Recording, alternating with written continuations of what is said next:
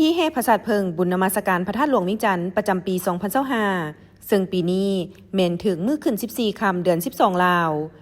กงกับวันที่4 พฤศจิกายน2025บรรดามวลชนชาวนครหลวงวิจันทร์นักท่องเที่ยวทั้งภายในและต่างประเทศต่างกำลังไหลเข้าร่วมพิธีแห่ดังกล่าวด้วยบรรยากาศคึกคืนม่วนซื่น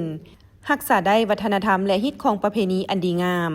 ความสงบและความเป็นระเบียบเรียบร้อยพิธีแห่พระศาสตร์เพิงในปีนี้ได้ดำเนินขึ้นในตอนบ่ายซึ่งจะเริ่มเต้าโฮมกันที่วัดหนองบอนแล้วแห่เข้ากรมเรียนทัดหลวง3 รอบเพื่อเป็นการบูชาคุณพระพุทธพระธรรมและพระสงฆ์โดยมีขบวนพระสงฆ์ออกน้ำหน้า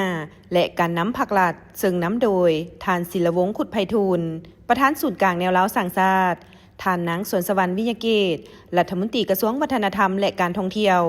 ท่านภูวงศ์วงคำสาวรองเจ้าของนครหลวงวิจันทร์มีการน้ำผักหลัดบรรดาผู้เฒ่าอาวุโสสาวหนุ่มหญิงชายรวมไปถึงบรรดาเด็กน้อย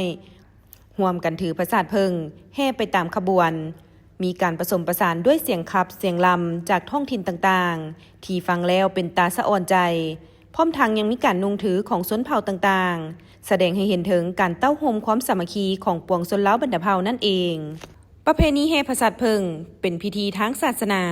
แมนวัฒนธรรมอันดีงามที่แสดงถึงความภาคเพียรการประดิษฐ์คิดสร้างและการเต้าโฮมความสามัคคีของประชาชนเล้าบรรดาเผ่าโดยเฉพาะแมนประชาชนชาวนครหลวงวิจันทร์ที่สืบทอดกันมาแต่บูรณาการซึ่งจัดขึ้นในทุกๆปีเน้นใส่เพื่อสืบทอดเอกลักษณ์และปกปักรักษาฮิตของประเพณีอันดีงามของลาวไว้